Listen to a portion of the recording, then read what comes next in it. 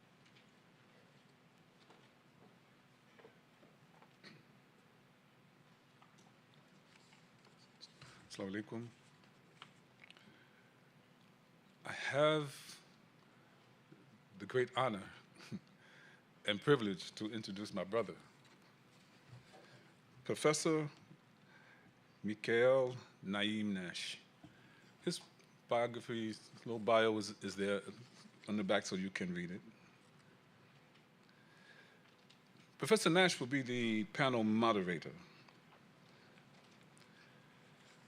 The bios of the other panelists are also listed. I'll just read their names for the moment. Sheikh Mohammed Jabir, you just heard. Imam Abdul Karim Mohammed, from the Recording Secretary of the Imams Council of New Jersey, and the senior imam at Masjid al-Haq in Newark. The Honorable Bernice Martina Jallo, Esquire, Somerset County Surrogate. Imam Yusuf Rios, Islamic scholar from the Shalkani Institute. Sister Yusra, let me get this right, Janairi. Okay, she didn't say anything, so it must be okay. Sister Aisha El-Mali. Those will be our panelists. I just want again to thank our brother for being the moderator. His book is also outside. If you wanted to get a copy of it, he'll tell you a little more about that. But I also wanted to remind you, if you haven't seen the PBS special entitled American Muslims, A History Revealed, it's on PBS YouTube, and it chronicles in some 6 episodes the history of Muslims in the United States. So if you have a chance, please get a chance to review that. And without further ado, cliches, I'd like to bring up our brother, Mikhail Naim Nash, Professor.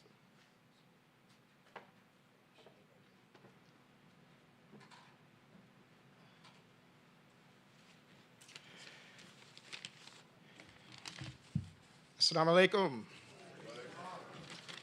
Okay, it's a pleasure to be here. It's really a privilege to be asked to be a part of an effort like this, and I feel really, really blessed to have been given the opportunity. So there were 2 objectives that I had when I thought about this program. And I want the audience to understand that we're talking about the evolution of a people, not just from Arabia, where Islam started and where it spread to Africa and to other parts of the world, but also how it spread here in North America, particularly in the United States. And on this occasion, we're talking about New Jersey. So there were 2 objectives that I had in mind. And the first was that African Americans, the research suggests that African Americans laid the foundation for Muslim community life in New Jersey. So we have some of our panelists who will kind of help us navigate that story. And then the second thing is we wanted people to leave here with a better understanding of what Muslims believe and the diversity of experience and opinion that exists within the American Muslim community, which you will see reflected on the panel today. So as Muhammad said, we have a very diverse panel. We have people who will share experiences from the African American experience, perspective, Turkish, Palestinian, and this is very important because we are one ummah. Now, the thing that I want to also say is I know how some of us feel about politics. We want to have a center here. I believe we may have an opportunity to help shape the future of politics in this country and state, and to help shape perhaps both political parties or create something different. I know we're all not Democrats like I am. That's okay.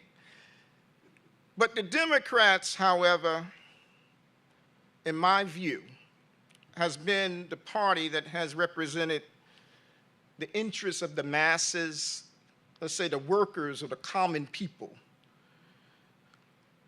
So I'm just asking my people, I just wanted to, as your moderator, just to put the cards on the table, and I'm asking my people in general, but the Muslims in particular, to just give this some thought.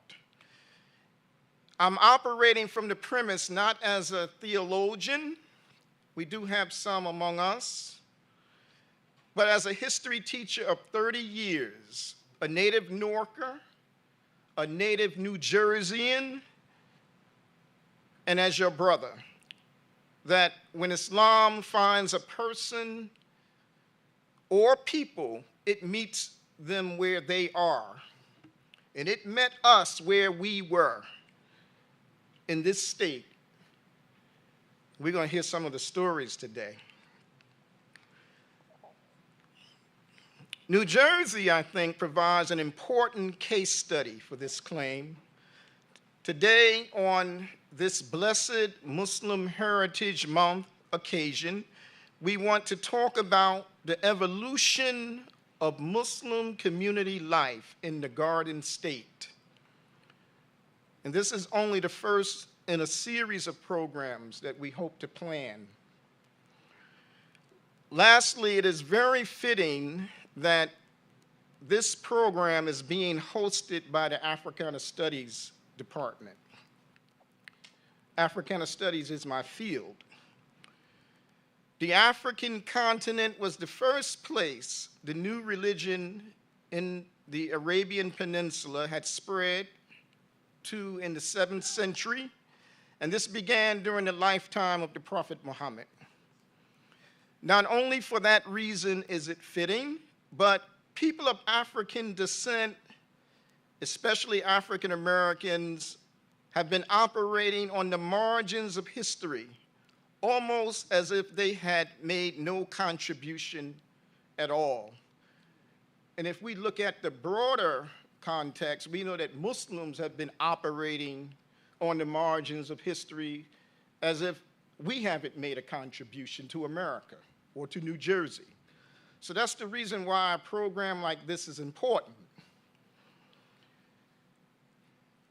We find that African Americans not only contributed, but laid the foundation for Muslim community life in the state. This is significant because we are talking about former enslaved peoples who wanted to reconnect with the motherland spiritually and mentally to reinvent themselves.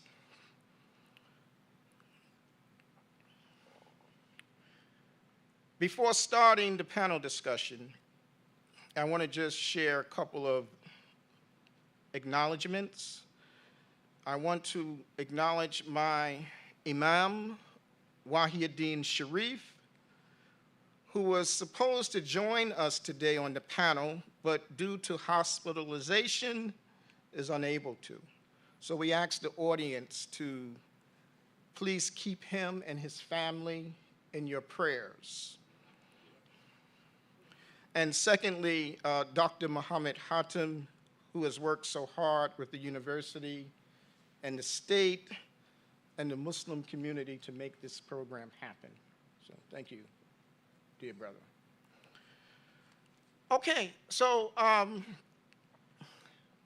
had a short, I wanted to show, let's get that clip up, brother. I want to show something to let the audience know how my mind is working that I think might give us a little context for our discussion. So when I want to go to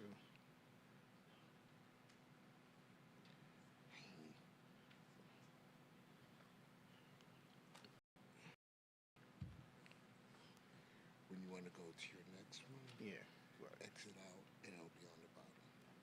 Exit out like what? Like how? What do you mean? Oh, just that? And then Don't go nowhere now, because I might. when you want to go to your second one, it'll be right there. What? Okay. But right, that'll go and put it. The presentation is right there. Can I hit these and go to the next one? The arrows? Oh, no. It'll be the side. Oh, okay. Okay. So I just wanted to show you this. I created a PowerPoint. I've been working on it for a long time, a lot of years. But I call it Discovering Connections, the Evolution of Muslim Community Life in New Jersey. Welcome to Discovering Connections presentation. They came before Columbus. Africa and Muslims have a long connection to America. In 1312, Mansa Abu Bakr of the Mali Empire is believed to have traveled from the Senegambia region of the African coast to the Gulf of Mexico. We always want the students to understand that our history didn't begin in slavery, but it began in freedom. You know, so we go all the way back to the empires. Later in the 16th century, Muslims were among the Africans that were also brought here forcibly through the Middle Passage.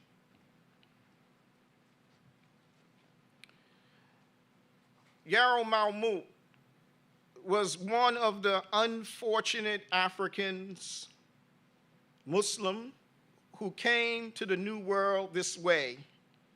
He came on a slave ship.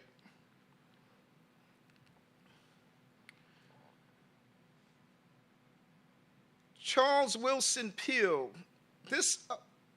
the above portrait of Yarrow that I showed previously was painted by this man, Charles Willson Peale, an artist of the Revolutionary War era in this country, who also painted portraits of leading figures, including George Washington, the first president. So Muslims were here then. Others who were enslaved were these figures, and there were thousands of them. So these are among the books where you can learn about their stories. The one by Terry Alford, The Prince Among Slaves, that's a very pioneering study, came out many years ago. From Slave Ship to Harvard, that's a more recent one. Servants of Allah, and the story of Omar ibn Said. Now, there's a small town in South Jersey called Timbuktu, founded in 1822 by 3 Africans, according to historian Guy Weston. Timbuktu was a real place in in the Mali Empire. This is an example of how names from Muslim Africa were passed down to us. This place has an abolitionist history as well. So we need to create more places like that here in New Jersey with our names. so many of us live here.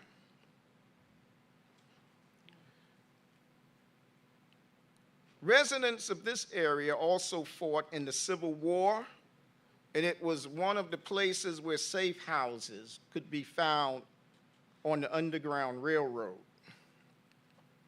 So this is a place you could actually visit. African American Muslims of the 20th century remembered the founding era because people like Yaro Mahmoud, they were there. So we made that connection.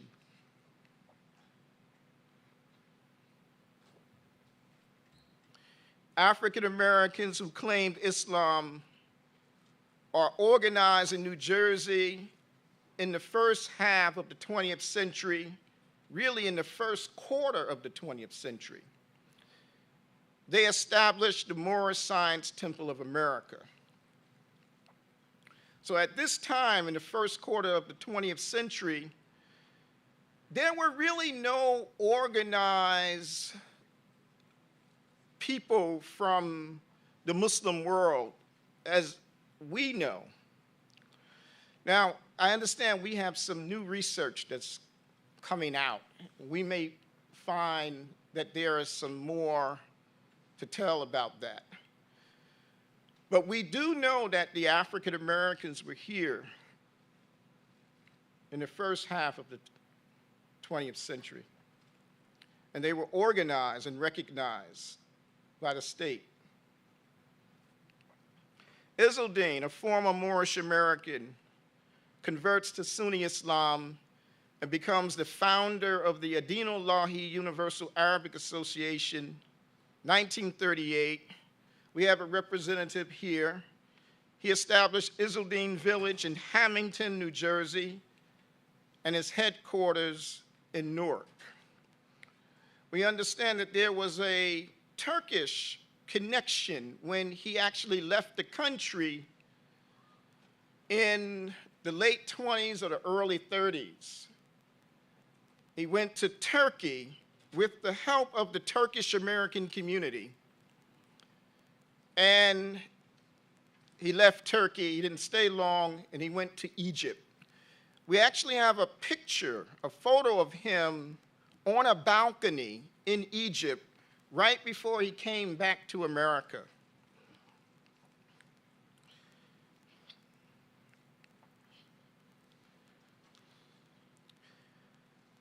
New Jersey, therefore, plays an important role in the story of Islam in Black America.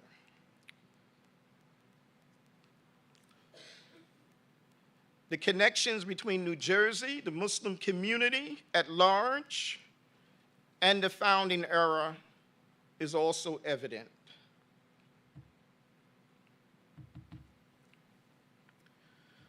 Okay.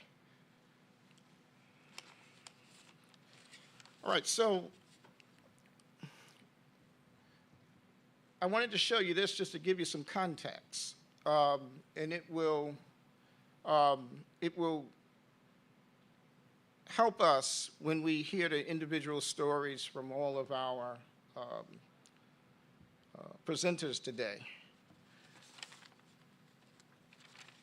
I told Muhammad Hatim that I wanted this to be a frank discussion, a frank conversation. I wanted all the presenters to feel comfortable speaking their mind just as I have, you know, and I think that's very important. So can we ask the, are we asking the panelists to come up? Mohammed, who's handling that?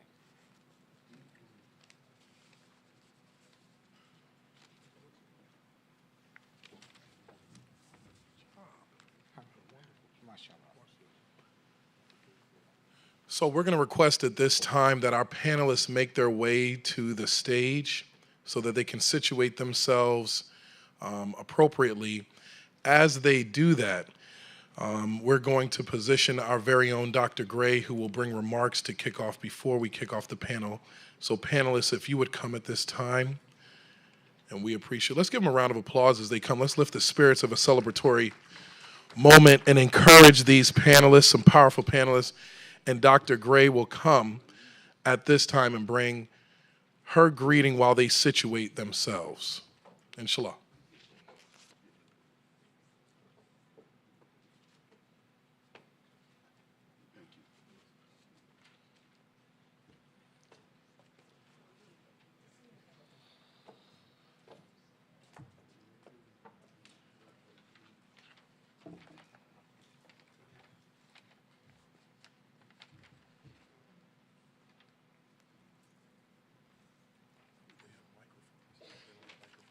Yes.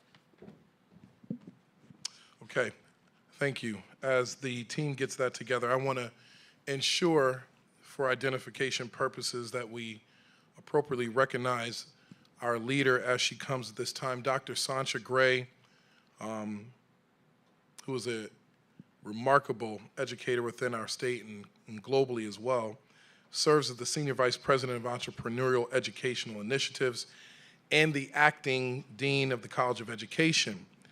She is a native of Brooklyn, New York. I think I said that properly. And her life experiences have shaped her commitment and desire to provide what we see even here on today, which is enriching and fulfilling opportunities for individuals in the educational space, particularly for urban youth. In addition to her cabinet-level position here at our beloved Kean University, she's involved in a number of various roles as well. She serves on the advisory board for the College of Education for Monmouth University. She is the immediate past president of the Board of Trustees for the Monmouth Ocean Educational Services Commission and the chartering president for the National Coalition of 100 Black Women, and a proud, if you will, member of Alpha Kappa Alpha Sorority Incorporated. Her work in Asbury Park as the superintendent was not only noted, but also registered throughout the state for the phenomenal work she has done there. And she is the president of the Greater Asbury Park Democratic Club. She serves as well as the helpmate of her husband, has a beautiful family, and she is the proud mother of 2 children. But most importantly, she is, again, a shero in the work, and most importantly, she's my boss doing a great job. We want to shout out her staff who's here. Let's put our hands together right now for our beloved Dr. Sancha Gray.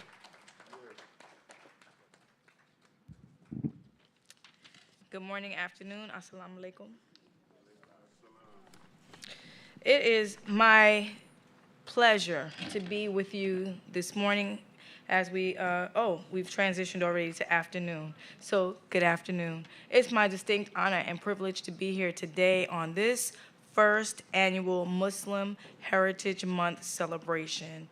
I can't think of a more fitting and appropriate way to usher in this first annual celebration than here at Kean University. So all of yourselves that are members of the Kean community, just give yourselves a hand, because we are on the precipice of something really extraordinary and inaugural. So you heard my introduction.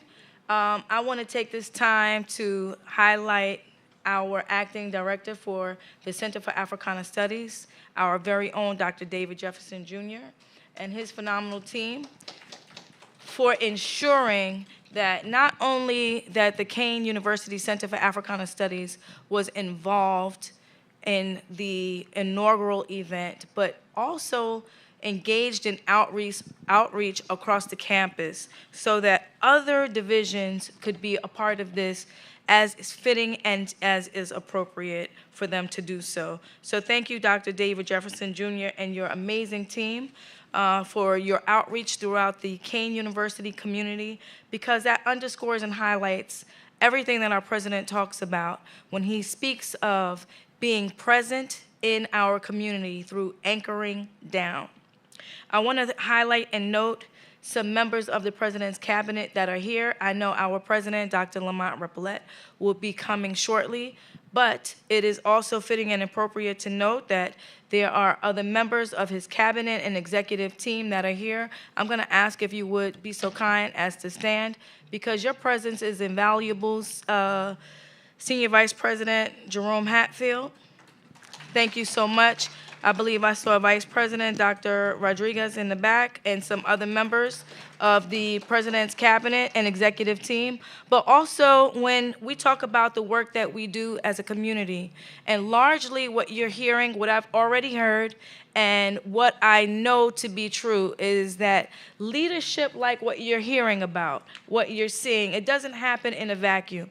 It doesn't happen in isolation, but it's the concerted effort of a team that's focused and committed to ensuring that our stories are captured, that our stories are told, and that the history that we create daily, meaning today, is captured and memorialized in such a profound way.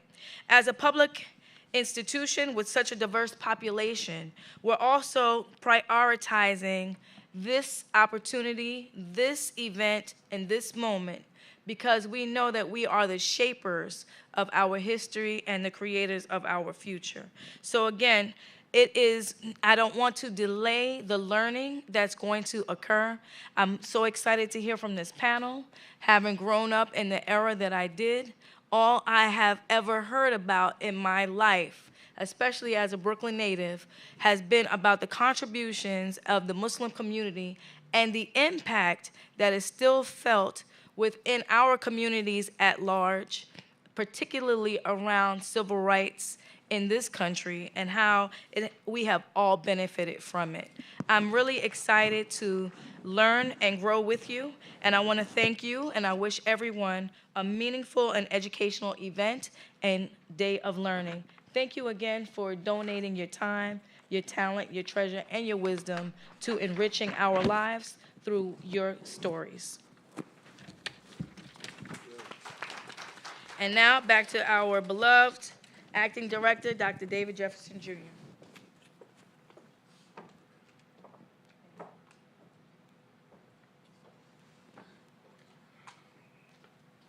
Thank you so much. Dr. Gray has a dual role, so I don't know how she does it, but she does it well. Let's encourage her again with a round of applause. As we move into the panel, and we have the panelists, moderator will come. I'm going to be a little selfish and speak about one particular panelist who's up here today, and that is Ashe. Ashe, if you just wave your hand very quickly. Give her a hand. She's our graduate student here at Kane. I'm going to boast about her because in my previous role, I had the pleasure of serving and heading up the Faith-Based Institute of Public Policy, and it was there that I had the pleasure of working with my colleague and my friend. And I had traveled to Turkey years ago working on a film, and Ashe being from Turkey, we bonded not only in the space and place of her beautiful home country, but also in the resonance of faith. I want you to understand that the panelists who are here today are not here for form or formality. They are here to share their testimony and their story. And so as our moderator comes, and I've only highlighted one individual on this panel, but I assure you, the stories that you hear today, the testimony that you hear today, should take you into a deeper space and place in understanding the contributions and the celebration of individuals from the Muslim community. Our moderator will come at this time.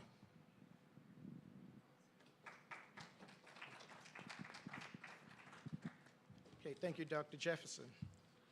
So we'll begin with some opening statements, and then I want to deal with some questions related maybe to identity, Muslim identity, and also address some specific questions about the New Jersey Muslim narrative and the American Muslim narrative and the diversity, okay? So my first question is to everyone on the panel, and that is, can each of you give us a little background of who you are and the community you are associated with here in New Jersey? And I would like to ask you to take no more than 5 minutes to do that. So, Imam, you can start. Bismillah ar-Rahman ar-Rahim. Assalamu alaikum. Wa alaikum salam. I just want to kind of introduce myself. My bio is in the program. Imam Abdul Kareem Muhammad from Masjid al-Haq in Newark, New Jersey, and the recording secretary for the council imam for the state of New Jersey and the Imam Council of Newark. And my background, actually, in just this brief introduction, is in behavior modification and anger management counseling. And I have a bachelor art degree in elementary and secondary education.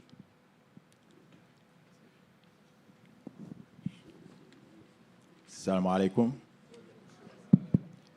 Wa alaikum salam. My name is Muhammad Jabir Ibn Hisham.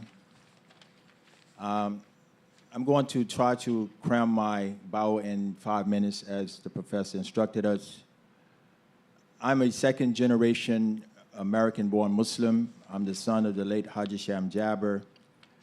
I was born in North Carolina, Jim Crow in the 50s, segregated America. I lived in a world in my early childhood that was in black and white. I can recall going to fountains that said colors only, schools that said colors only, sitting in the top of the theaters and things of that nature, and also taking food from the window because we weren't allowed to go inside the facility and actually get the food. So that's my early experience, traumatic childhood growing up in America. Of course, my father, Haji Sham Jabir, was the national imam for, as Professor Nash mentioned, the Dinullah Universal Arabic Association. I'm a recipient of that, and that is the oldest Sunni Islamic organization founded in America, conceived in 1935, and it was chartered in 1938 in Hamilton, New Jersey. That's where I received my early Islamic education. I work as a didactic forensic historian at this point, meaning that anything 70 years and under, I'm actually a part of that legacy. And of course, I spent, much of my childhood in Ezzeddin Village, where we studied the sciences of Islam, where I learned to speak Arabic. And of course, I extended my studies in Saudi Arabia, Morocco, and Egypt. And I'm working as an assistant to my older brother, who should be on the panel, who's a few years older than me, Imam Ali Jabir at Masjid Darul Islam, who's been in this city for nearly 65 years, inshallah. Assalamu alaikum. My name is Aisha Elmalı. Thank you for Dr. Jefferson to introduce me first. I'm a graduate student here at Kane. I am doing my master's in instruction and curriculum, TESOL, teaching English to the speakers of other languages. Thank you. And I am actually an English teacher or language teacher for a long time. I am much older than I look, or let's say more experienced. It might be a better word. So my bachelor's is from Turkey, English language teaching, and I have an associate degree as well in international trade. Then I worked in public school, in K-12 public school in Turkey for about 7 years until I earned my Fulbright scholarship. I came to the US as a first time with my Fulbright scholarship to Virginia. I taught Turkish at the University of Richmond, Virginia as Fulbright FLTA. then I liked teaching at the college level, so I decided to apply for Kane. I'm very glad that I came here. This is my third semester, and actually I have graduated on Monday. So I'll be, thank you so much again. I'll be attending to the commencement in May. And I will be teaching at the Passaic Community College starting in February. At this panel, I will try to show my perspective as an international student and as a traveler, Muslim woman. Thank you so much. Assalamu alaikum. Alaikum assalam. Thank you for having me on the panel. My name is Bernice Martina Jallo. I go by Tina Jallo. I was raised in between Linden and Cranford, New Jersey, so I'm a New Jerseyite. I actually thought I had converted to Muslim in like 1971, but I found out through my husband, whose last name is Jallo and who has been from West Africa, that I actually reinvented ourselves.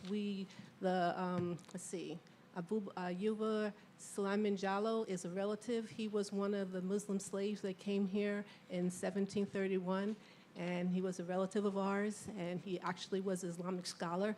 So I'm converting back to where I came from.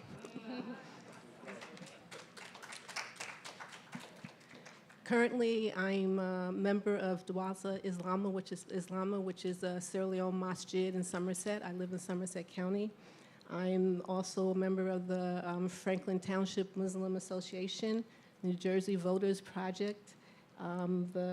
This year, I worked with for the Muslims Heritage Month community in Somerset County to make sure that we were recognized. And New Jersey Muslims Lawyers Association. I'm an attorney, graduated. I went back to school probably after my children graduated and became a lawyer. We opened up my own firm as Jallo & Jallo because my son graduated law school actually before me, but his name is Mohammed Jallo. And one of the stories I like to tell is that he graduated right after 9/11, and no one wanted to hire a Mohammed Jallo. They looked at his name and they refused to hire him. So ultimately, we decided we would hire smart black Muslim men, and we formed Jallo & Jallo, our law firm. Again, thank you. Very good. I guess Okay. I'm left. So peace be with you all. Thank you for having me. My name is Yusra Janadri. I am a born and raised, also New Jerseyan, Palestinian Ecuadorian American, Muslim American. I'm really excited to be here. I'm also affiliated with the Plainfield Center of Islamic Enlightenment Masjid in Plainfield, New Jersey. And I reside currently in Springfield, New Jersey, where I also attend and am a member of the Union Masjid. And what I hope to kind of bring to today's panel is giving the perspective of a Palestinian American raised in the United States, also working in the corporate sector, and providing my perspective on the really role of representation of the Muslim community throughout the years, and how that continues to be important as we look into the future for future generations. Thanks for having me. All right. The next question, I wanted to have the panel say something about identity, about Muslim identity. One of the reasons is, I know when I was coming up and came into the faith community back in the 80s, it was surprising to me that sometimes people would say, well, you know, why would you want to be a part of a Arab faith? And that wasn't the introduction that I got from the various centers that I attended here in Jersey. But anyway, there was someone that I interviewed when I was conducting the research for the book. This was one of the pioneers from community called Beitul Quraysh. It was one of the African-American Muslim organizations that sprung up here in Newark in the 70s. So they said this. They said, in my college experience, this college professor talked about the way they practice Islam in Africa and all of the cultural nuances that they had there. And she said that they never tried to be Arabs, but in this country, they tried to make us Arabs. They tried to make us do all the things that the Arabs did.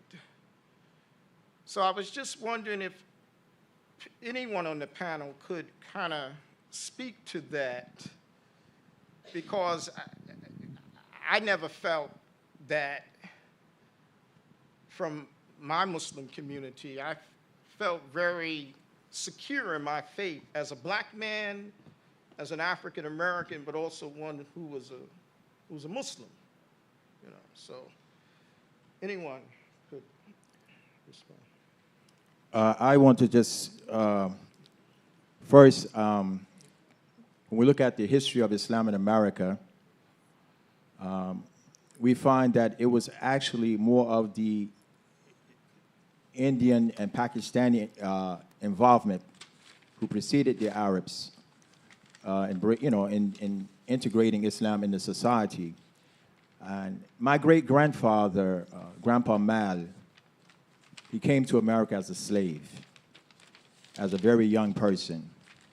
And he came from Mali. And he was from the Walata area. And we know that's a Muslim area. And what has happened over the many years is that through the slave culture that has transpired in America, the recipients or the offsprings of those slaves lost their cultural identity or their tribal identities. And they don't have any ancestral descent, meaning they cannot connect the dots. So every other person had appeared as a foreigner or as a stranger. We may share the same history, those who have come by way of the African diaspora, but we may not share the same heritage. Meaning, for example, I was born a Muslim. My orientation from my very birth and my outlook on life was based on looking through the lens of Islam. In the community that I was actually acculturated in was diverse. I grew up among Syrians, Palestinians, Moroccans, Yemens, from all over the Muslim world. And when I hear these types of statements, when we know that the Arab nation is the minority in the Muslim world, and the only thing that is Arab about Islam is the language. There's nothing that indicates ethnicity, superiority, or inferiority in the religion of Islam. These are only, being that we have been cultivated in a race-based society, the nexus of black and white, we have not been able to integrate with people of diversity. And we have been marginalized and restricted and have allowed these types of narratives to stop the growth of Islam and how it interacts with society. So again, I think it's a historical experience that has highlighted the Arab religion, Islam as an Arab religion, even from in Islam going into Africa. And the first mosque, the first place of worship, besides that of Mecca, was in Africa. And the African society and culture embraced Islam because of the close cultural affinity that they had. In fact, the word Africa does not appear in our narrative. That is a new colonial construct that's based on geography with no tribal identity. So I think that that's a misnomer, and that's a narrative that needs to be corrected, that Islam is an Arab religion. I would like to add on that as well. And I deeply relate to that statement, actually. Growing up in Turkey, the Muslim majority country, and then traveling to approximately 20 countries and living in a couple countries, I noticed the culture's effect on religion and Islam. And every culture has different perspectives of Islam, but as long as it doesn't create a controversy or if it doesn't conflict, everything is so beautiful. So when I came here to the US, when people see me outside, Americans as well, they start speaking Arabic to me with a few words they know, and I reply back, Habibi, I know the same words. I don't really know anything else. So, and don't all Muslims speak the same language? No. Don't you guys at least understand each other's? No, not at all. So, and aside the perspectives of people, the population in the US, the Arabs' traditions in Islamic practices are accepted like they are the correct ones. But as I said, it has the cultural effects on the practices. So the correct one is Quran and Sunnah. And there are many cultural practices coming from their own nationalities. And when I go to different communities, mosques, yes, they are practicing their own way of Islam. But when we're outside, the only way generally people think that the only way, the correct way, is the Arab way. But as he stated, the Arab is the minority, and being Arab is not Islam. And there are lots of Arabs who are Christians as well. So culture has an effect, and it's beautiful as long as we all accept it as it is. Bismillah. Yes. Don't mean to interrupt you, but the president's here. He's on a very tight schedule. He'd like to say a few words. Yes, by all means. Thank you.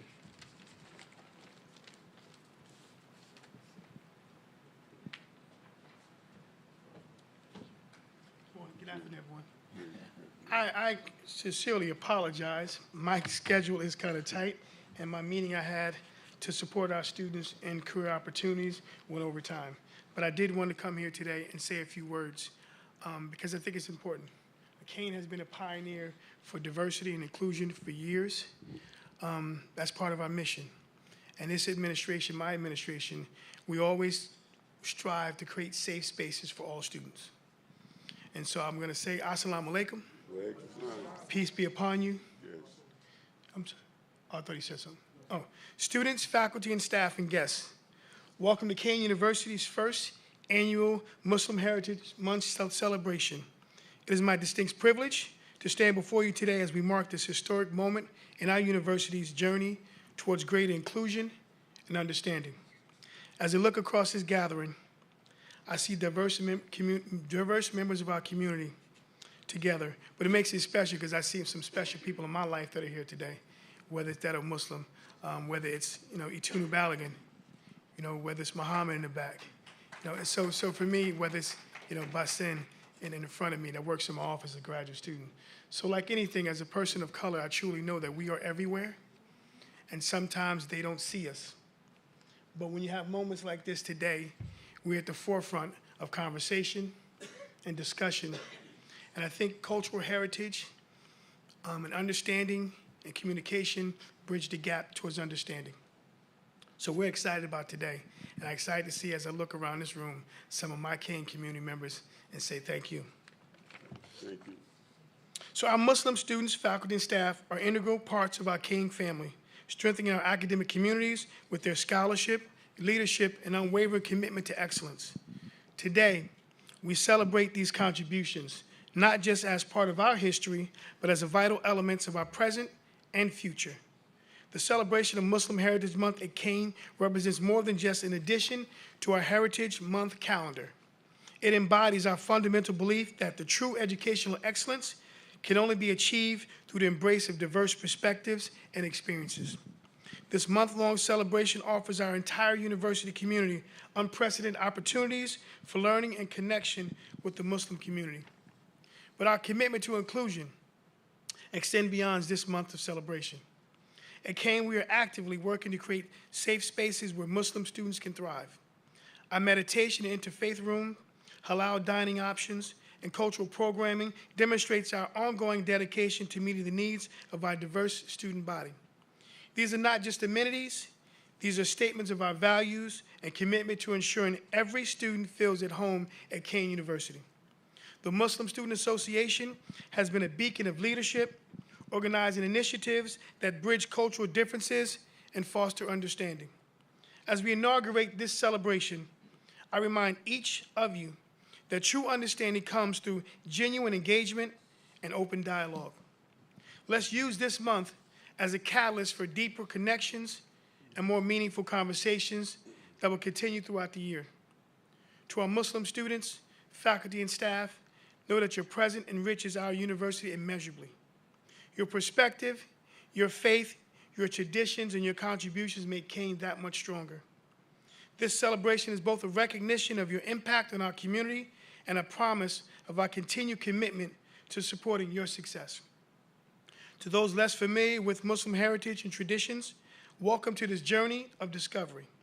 Before I close, I would like to thank Dr. David Jefferson and everyone else who worked hard to make sure this celebration is possible. Your dedication to creating this meaningful program demonstrates the very best of Kane's spirit of innovation and inclusion. Shukran. Thank you. Thank you. Yes. Now I'm gonna close on some things that come out of my mind. There are some perceived notions of individuals, right? And being a person of color and African American male, I can tell you when I walk in spaces, I get those looks. I get people really kind of wondering about me. And they've assigned their prejudices, their differences that they have with an individual or culture to you.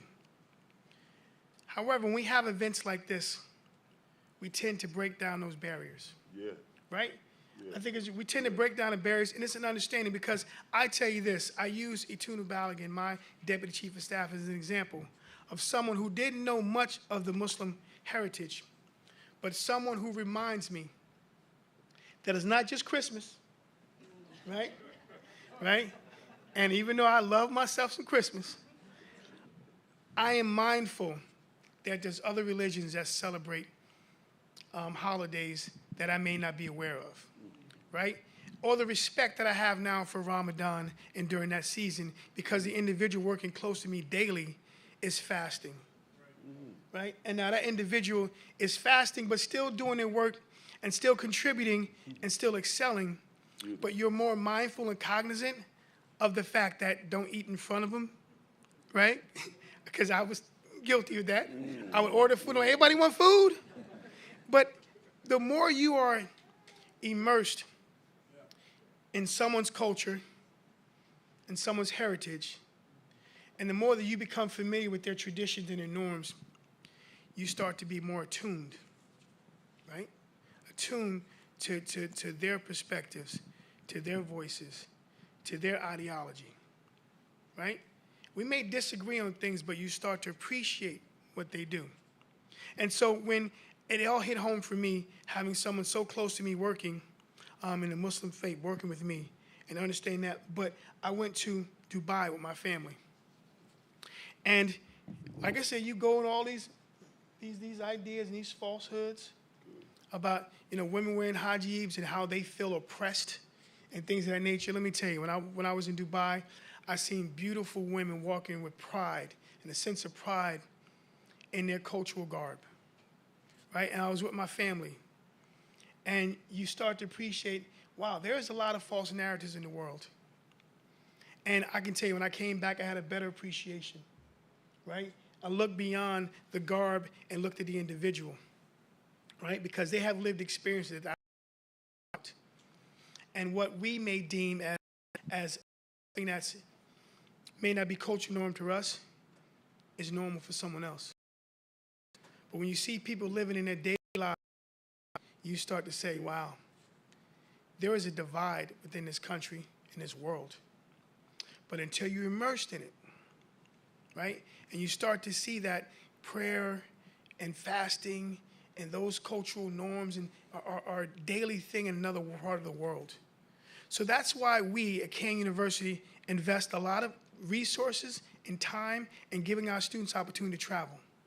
So I'm gonna connect the dots here, right? Because we understand you can learn from books, right? You can learn from your peers, but until you living in a land or staying in a land with individuals where that's their everyday norm, then you start to better appreciate, right? Those lenses that you see may not be as prejudice, right?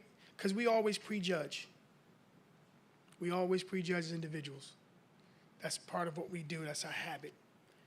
But when you start to be immersed through travel, and you start to get the experiences, and you start to learn about the culture, and you start to see the art, you start to read about the history, and then you inform your own opinions.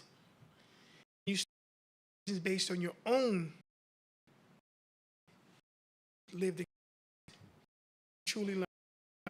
So I want to thank David Jefferson and the Muslim Student Association for really over a year ago coming to this place where today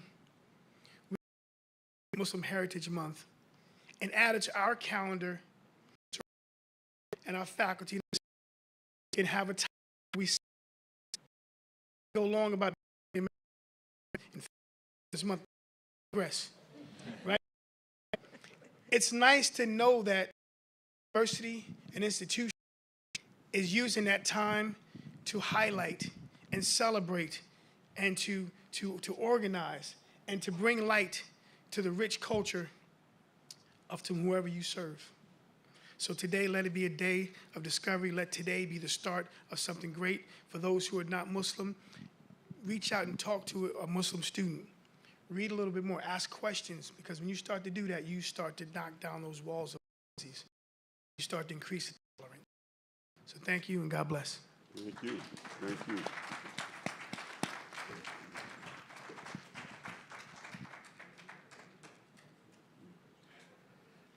In lieu of time in the president's schedule, we're going to ask now if we could pause for station identification just to immortalize this moment. And we're going to ask for the key individuals that he recognized from our wonderful staff and faculty to come join us. We're going to take a picture here with our panelists as well. So if you could come up, Ms. Atunu, Brother Muhammad, Dr. Hatim, Dr. Sancha Gray. If you would come at this time so we can immortalize this moment before the president has to depart. Thank you for your patience.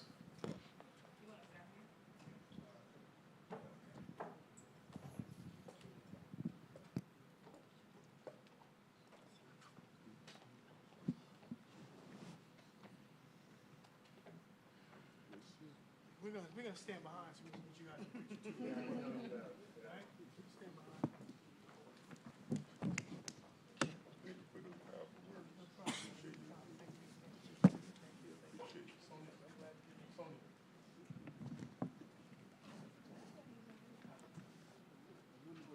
I'll be remiss not to mention Tyson Dawood. Yes, as well. yes. He is one of our leaders, and he is someone to the faith as well. So this is also Tyson's not here. Yes, it is definitely. He's going through some family.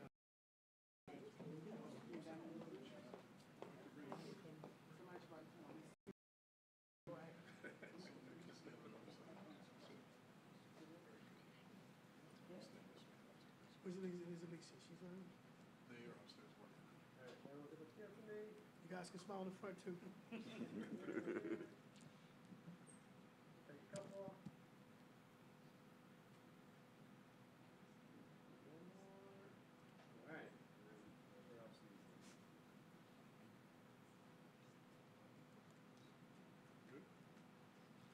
All right, thank you. God bless everyone. Thank you.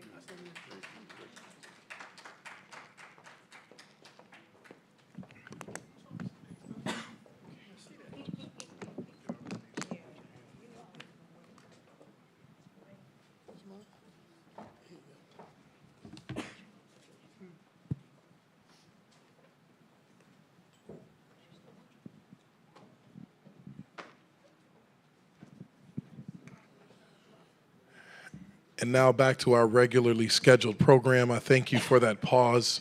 It's important to hear from our leader, correct? Yes. Can we just support President Lamont Repollet and the work that he is doing and has done for our institution?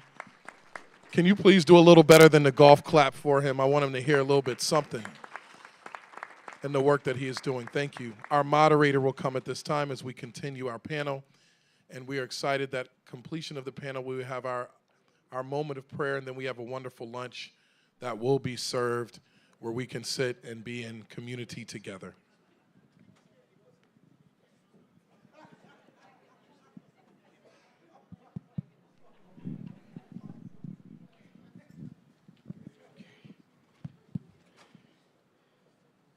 Okay, thank you. So, again, I want to thank the President, Lamont Repollet, for gracing us.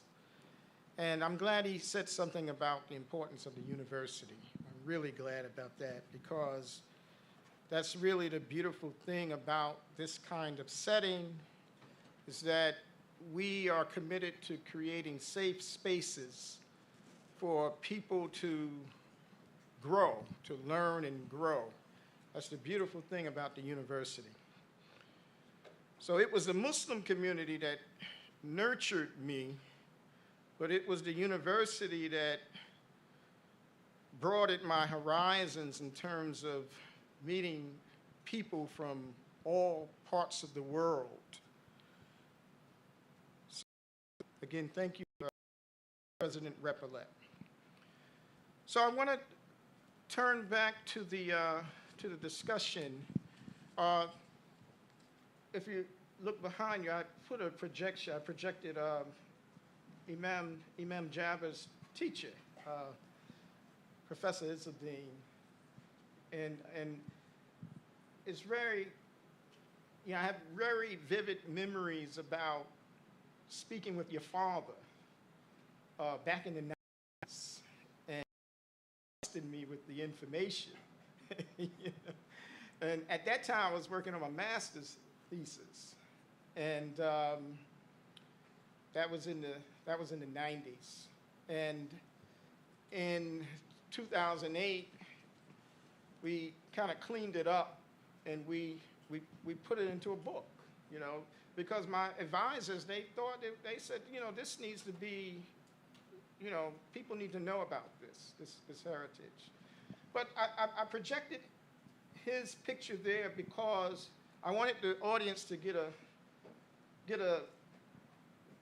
picture of the some of the personalities that were here in the early 30s, you know, here in the state, promoting Islam. And you mentioned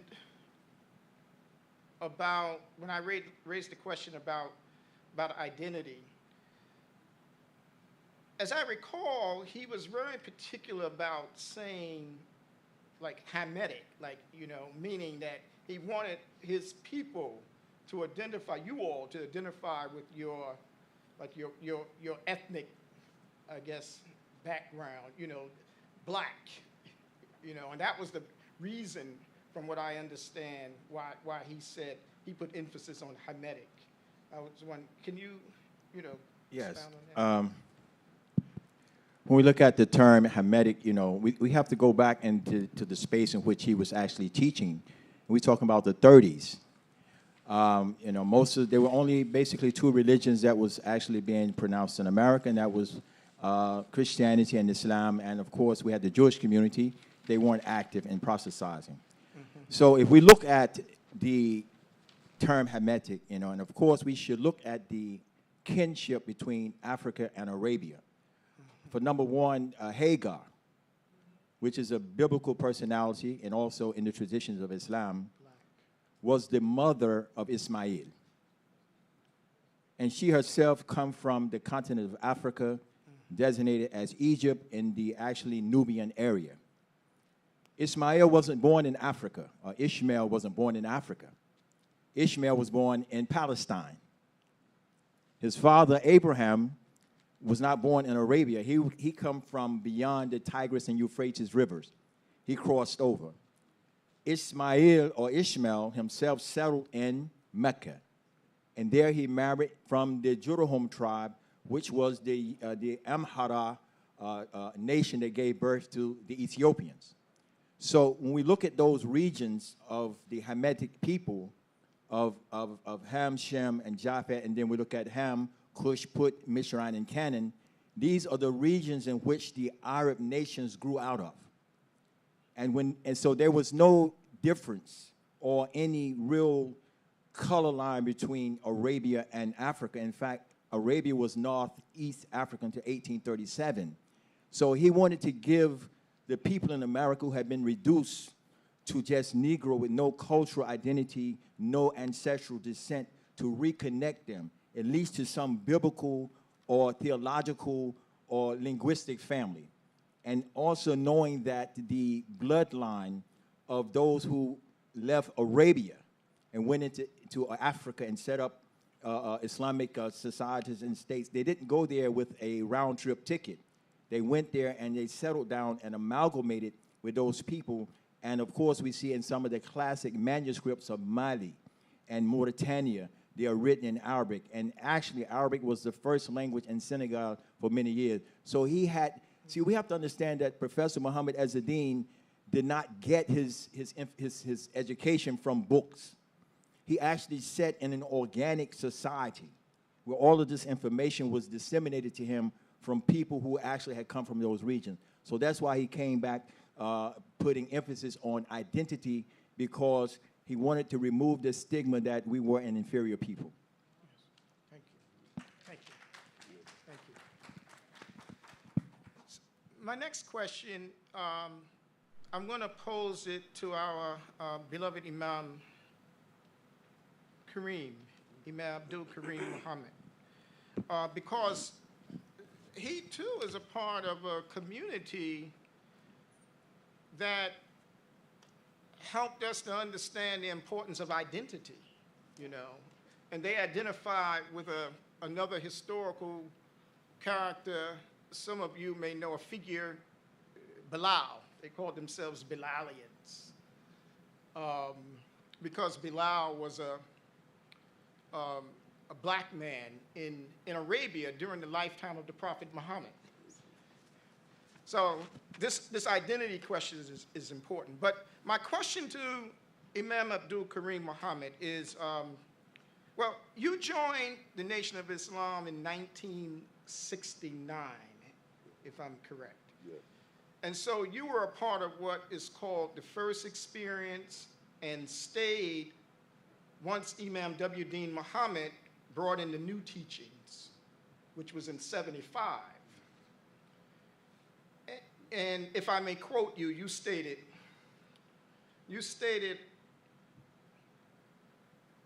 I think that what really made the transition a little easier for us is that Imam W.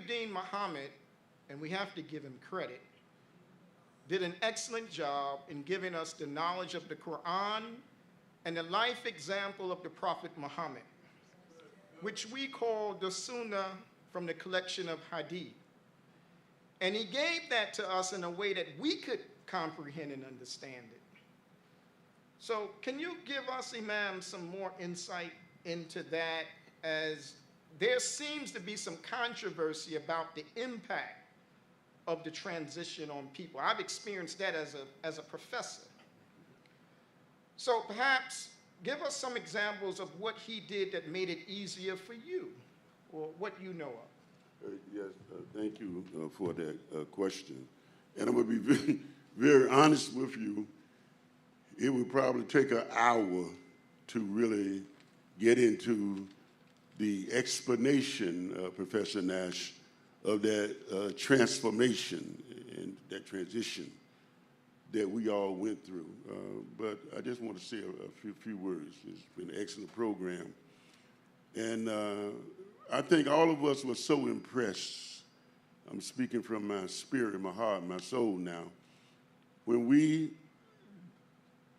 drove onto the campus of King University and saw that sign out front, Muslim Heritage Month.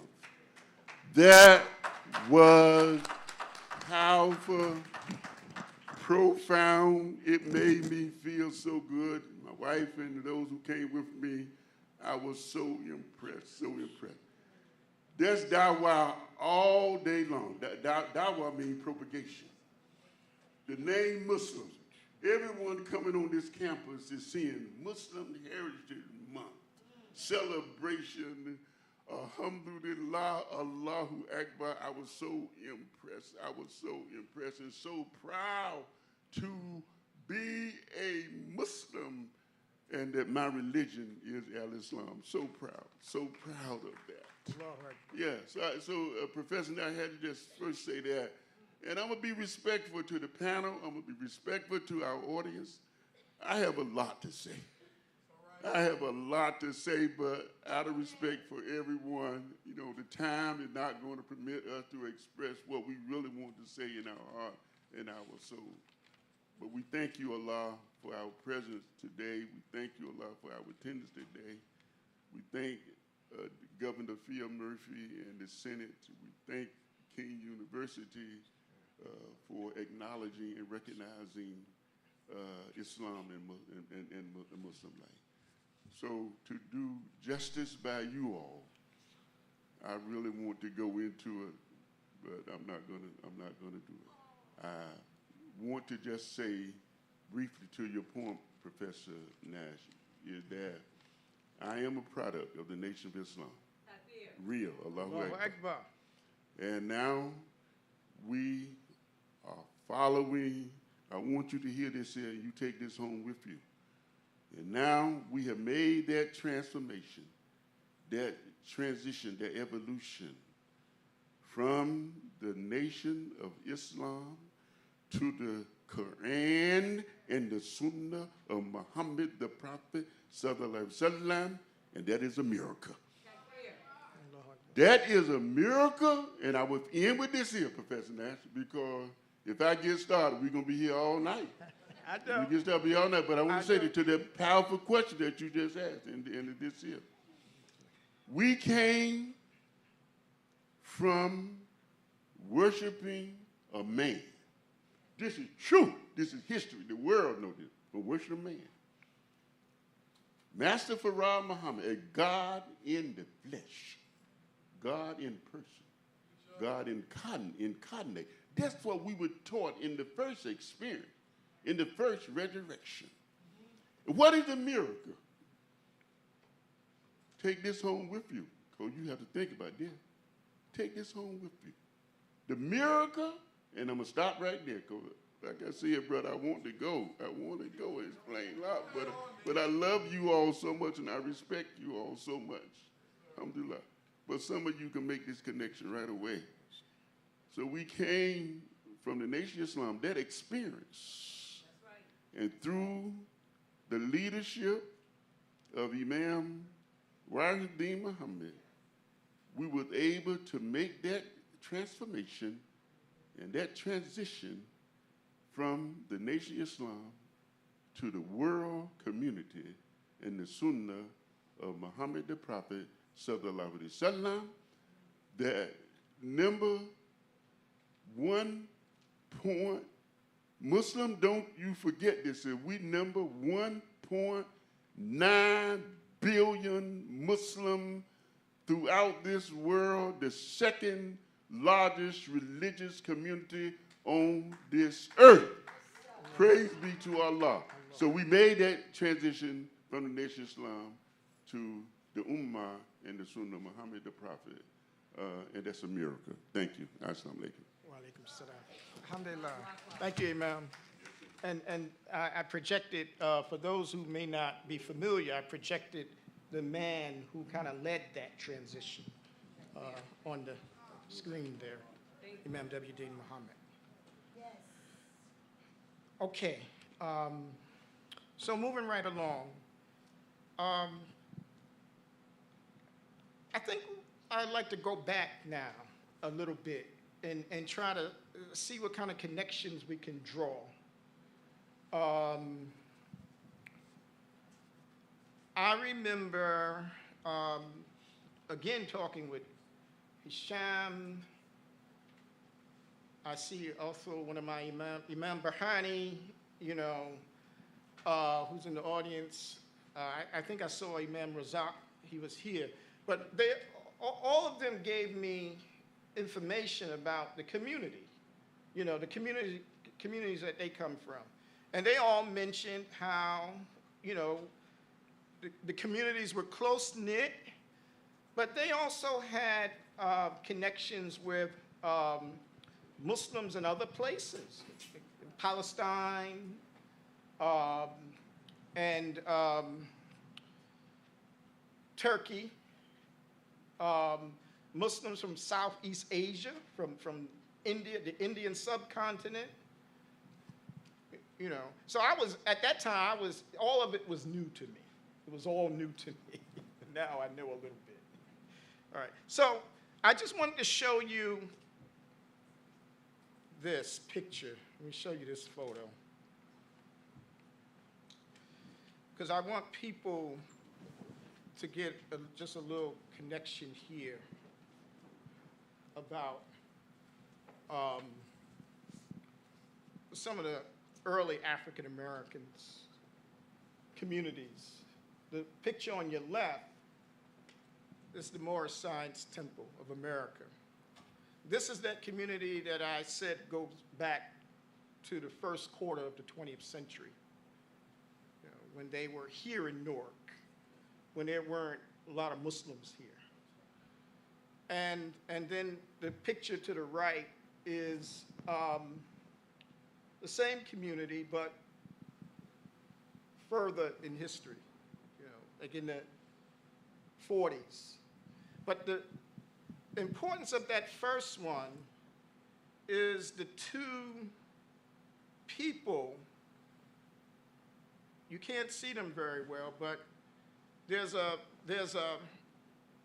leader of the pioneering organization, which we call the Moorish Science Temple. And then there's another figure there who was a part of the Moorish Science Temple, but he was the one that went to Turkey and then went to Egypt. They're both in that picture in the left. So it shows you the connection, because I've always been interested in the connections, you know, like how we are all connected. All right. So to conclude, let's just ask the panel to say something. Each of you, I would like to say something, express your hope and vision of the future for the Muslim community from your perspective. If you can do that, and we can end like that, that would be great. Can we start with my sister? Yeah, of course. As I mentioned at the beginning of this panel, I am a Palestinian American, and you know, it would be remiss to not bring up my people and their suffering of what we witnessed over the past 500 days in Gaza. I have family members of my own that are currently in IDF prisons with no kind of clue in sight into what their outcome could look like. So please keep them in your prayers. But as I think about your question, moderator, of what I hope for the future for this community is essentially that, is to bring together and remember the power that we have within the Muslim community. As the man mentioned earlier, we are 1.9 billion in the world. And we are not, you didn't, maybe forgot to mention, we're the fastest growing community in the world. So let's not forget the power that we have, the voices that we have to be advocates for ourselves, and to remember that we have this shared value, and we have the shared values of being Muslim, and being Muslim first and foremost, to really guide us through the waters of what this world is going to look like in the next 5 to 10 years. And we have each other to lean on and to continue to do that. And so that's my biggest hope for the Muslim community across the world. Thank you. Yes. Thank you. Yes. Thank you for those comments. And my closing remarks to all of us that's here is to remind us all, and I'm just trying to help us to get where we need to go to establish our Islamic life, our Muslim life here in America. And I'm asking all the Muslims that's here and urge all of us to, you know, not just talk, but to fulfill our obligation as citizens. That's what I'm asking us to do, as Muslims, to fulfill our obligation as citizens. We must vote. We all must vote and take responsibility and become actively involved in the political system. Muslims, that's what we need to do, to let your voice be heard and to participate in the process, in the political process, from the precinct all the way to the presidency.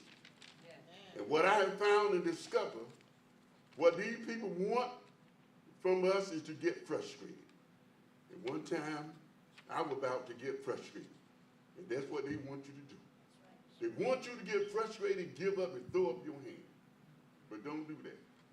Don't do that. We want to continue to fight and take our responsibility, our obligation as citizens. And my last word to us as Muslims, we thank Allah so much for this day, the blessing of this day, that we have to all stand up and fight.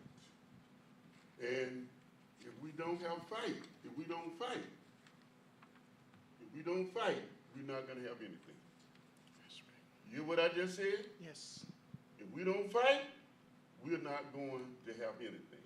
And that's Quran, and that's Sunnah.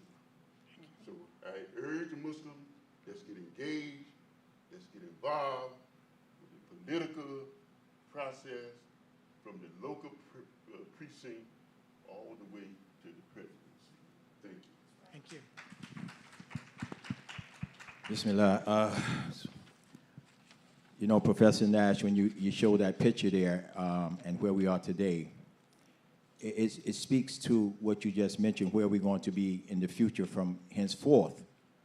Those two individuals that you talked about in the picture, the one on the right is Noble Drew Ali, and the one on the left is Lomax Bey, which actually is Professor Muhammad Azzeddin. As you can see, as Imam mentioned, that they went through a transition, a transformation that brought them from one stage to the next. And it shows you that also Lomax Bey, who actually was a co-founder of the Moorish Science Temple, defected in 1929 and took it to another level and a transition. Yes. And I'm saying that to say that, as Allah says, Ya ayyuhalladhina amanu udkhulu fi silmi kafa. Oh, you believe, enter into Islam wholehearted. I think that if we're going to have an illustrious future as Muslims, that we have to remove the geographical and ethnic borders that divide us as Muslims, until we can actually be recognized just as families, not as geographics or nationalities or ethnicities. And I think that being in the theater of America, that we have an agenda and a plight and a mission, that it takes 110% cooperation for us to reach the next level. But as long as we put more emphasis on our ethnic origin or our geographical nationalities, it's going to impede our growth. We have to get totally immersed in the society in which we live in. And again, not let Islam continue to appear as an anti-American revolt, or this is not a protest. Islam is an open invitation to all of humanity. And if we can actually introduce that as the ultimate paradigm, then America will see Islam as a benefit and a plus to society.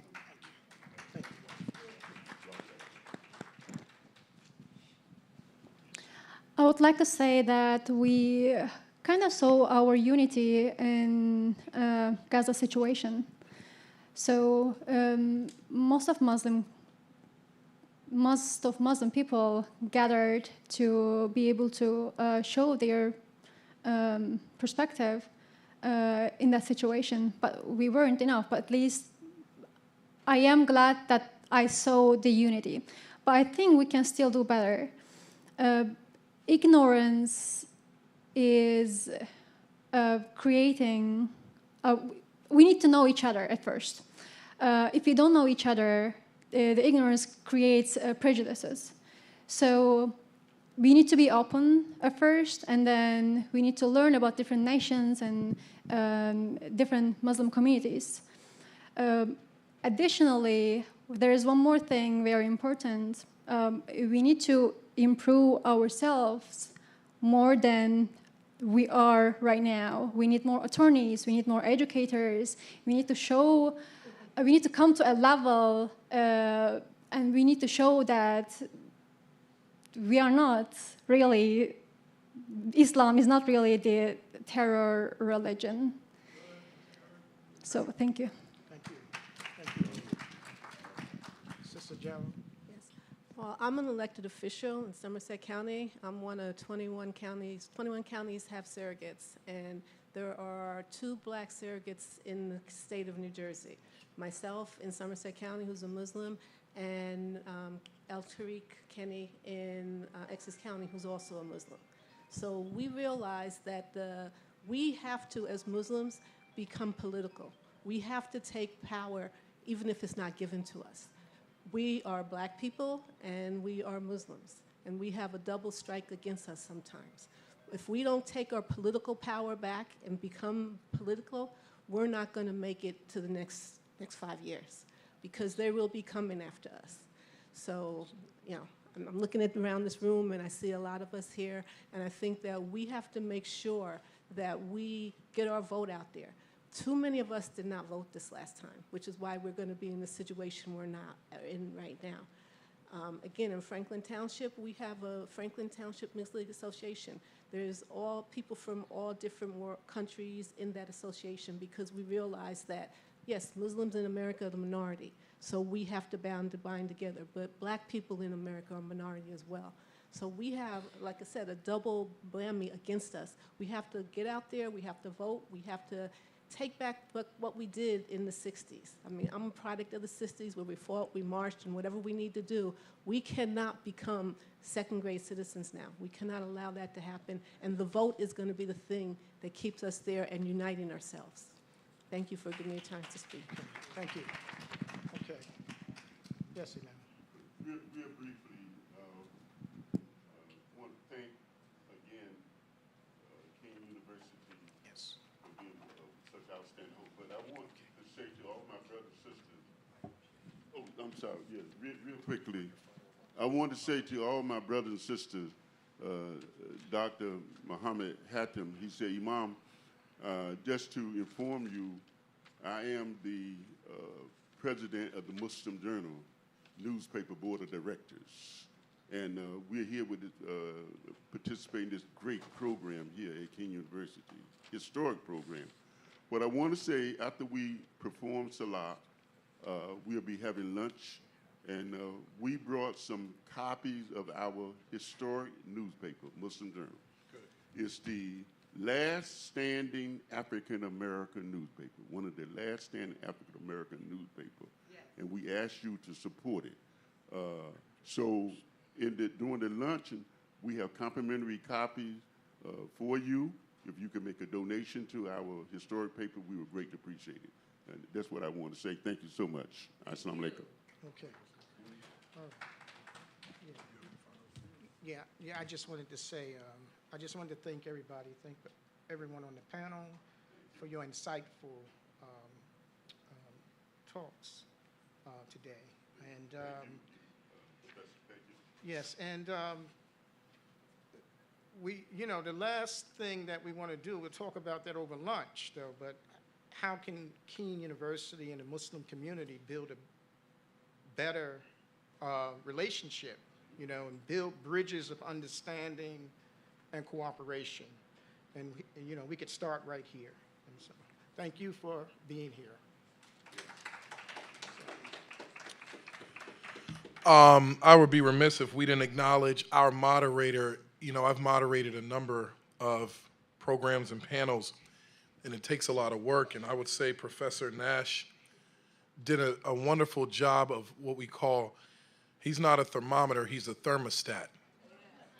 Somebody knows what I'm talking about. I said he's a he set the tone, and he did it from the educational platform in which we expect, but he did it to such a high degree. I just want to honor him. Let's put our hands together for our moderator. Wonderful work. We will have you back to continue to explore this dialogue. And before I close out here and we shift to the next component of our programming, Dr. Gray pointed out another shero who is in the room, and I will not move without acknowledging Madam Councilwoman who is here. Reverend Roundtree is here. I just want her to wave her hand. All the work she does in our community for all people out of Newark in the Honorable Office of the Mayor, my brother, Raz Baraka, the city of Newark, New Jersey, the largest city in the state of New Jersey. And so as I close, and we don't close this dialogue, I want to go through, and I'm going to start with just acknowledging a few individuals. The Honorable Bernice Jala, with the work that she is doing, we commend her. Do better than that. I need you to do better than that. I wish I had more volume on my microphone. Now I'm going to turn into a Baptist preacher, because when I see a shero like her who stated the reason and why her law firm was started, because there was no space and place.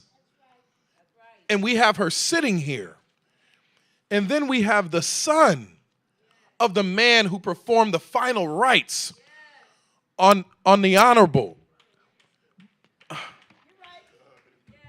And then we have the Imam, and then we have our sisters here, Ashe, and we have my other sister here who represent the finest in Islam as it relates to the culture. Let's put our hands together again for these panelists. And I'm going to say this. I don't know his age, but Brother Muhammad, the way you brought forth your words, I will need to have you come back and do a lecture. Dr. Gray, if I have your permission, it is important that we hear from you. It is important that the words you share resonate. When you started to speak, the room shook. Can we get a confirmation you won't mind coming back to be with us? Say no more. Most importantly, I have to honor you, my Kane family, those of you who came out here today to be a part of a celebration. And I really wanted to resonate the words of the Imam. He said, when I came to the campus, see, I'm a third-generation Baptist preacher. When the Spirit moves, I feel it, Reverend Roundtree. He said, when I came to the campus, right, Dr. Gray, I saw the sign. And that just resonated with me, because you know what? Kane is a beacon of light that will continue to send a sign in the darkness, that all individuals are honored and appreciated. And we do not forget those who have endured across the world under what we would call misinformation. And as a result of that, we celebrate today a ceasefire. But I'm going to tell you something right now. There's another fire that's starting to burn within. And that fire is one, Dr. Hatim, that we have just begun to ignite here on our beloved campus of Kane University as we celebrate our brothers and sisters and honor Muslim Heritage Month. We thank you for participating with us today. We have only just begun. As we shift into phase 2, which is prayer and supplication, and also a wonderful meal, we thank you for celebrating with us, and we ask you, don't let the month of January stop the celebration. Continue to celebrate the contributions of our brothers and sisters from the Muslim community. To Allah be blessed, and we'll see you next time. Thank you. This will end this portion of the program at this time.